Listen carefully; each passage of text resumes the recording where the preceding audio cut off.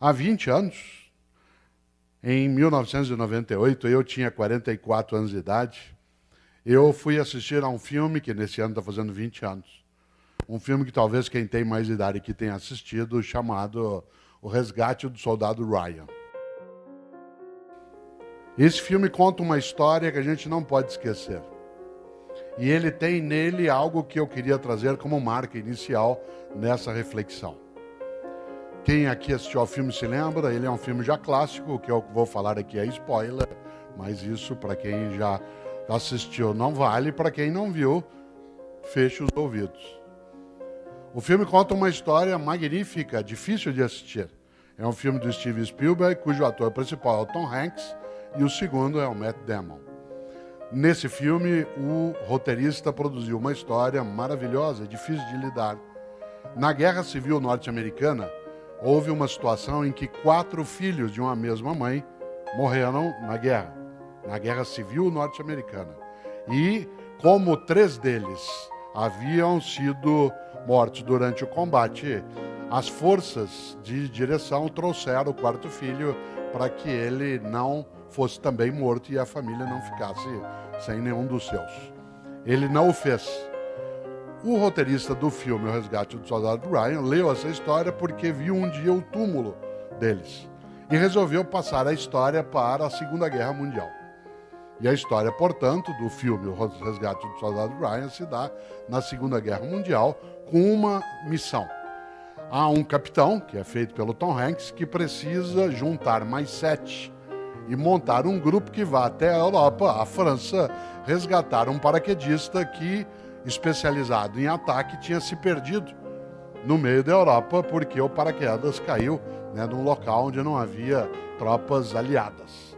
É necessário que ele vá ser resgatado por comando do general Patton. O general Patton determinara que famílias em que havia vários filhos, quando alguns deles tivessem morrido, aquele que sobrevivesse deveria ser levado para casa. Isso é real. No caso, a história não é real em relação à Segunda Guerra, mas em relação a esta autorização, sim. E o filme se dá exatamente com a organização de um grupo de 8 pessoas que desembarca na Normandia, exatamente em 1944, no famoso Dia D. Os primeiros 20 minutos desse filme, para quem não gosta de cinema realista, não deve ser visto, porque você tem que ficar de olhos fechados. Ele é absolutamente nada romântico com a ideia de guerra, de arma, de sangue. É uma coisa fortíssima. E eles entram na Europa em busca de um rapaz chamado Ryan, que precisa ser levado para casa. Dá para você imaginar como a história se desenrola. Isto é, acharam um paraquedista de uma tropa norte-americana perdido na Europa em meio a uma guerra, ainda mais sem aqueles meios digitais que o Pedro tanto aprecia, um pouco mais complicado. E é curioso porque eles vão pouco a pouco, vários deles vão morrendo para chegar até o soldado e o encontram. E ele se recusa a ir para casa, ele não quer, ele quer continuar em combate, ele acha que é um dever e uma missão dele continuar no combate. Mas vários morrem para que ele possa ser salvo. E uma cena inacreditável, dificílima de lidar, é a cena quase final, em que o capitão, feito pelo Tom Hanks, ele está morrendo, porque ele enfrenta um tanque dos nazistas. E ele perece exatamente nesse combate. Pouco antes de morrer, enquanto ele está deitado, encostado numa mureta, quase já no final, o Ryan vai até ele.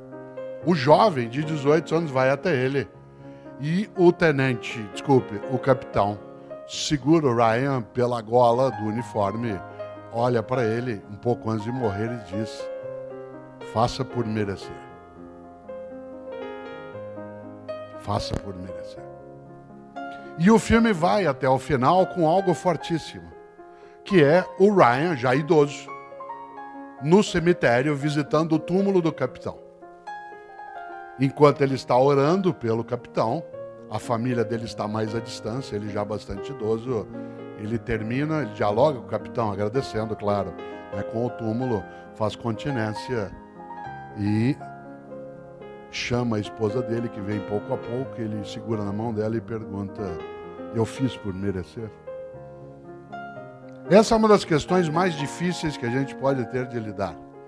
Quando esse título da reflexão aqui hoje é: se você não existisse, que falta faria? Em última instância, a grande pergunta é: fazemos por merecer? Por merecer a existência, a vida, esse mistério magnífico do qual nós participamos e não conhecemos toda a razão? Essa vida que nós partilhamos com outras e outras formas de vida, será que nós a desperdiçamos, a colocamos fora? Cada vez que eu vejo e revejo a cena, eu me lembro dessa pergunta que ecoa dentro de mim. Sem ser aqui dramático em excesso, sem ser também piegas, a frase é muito forte.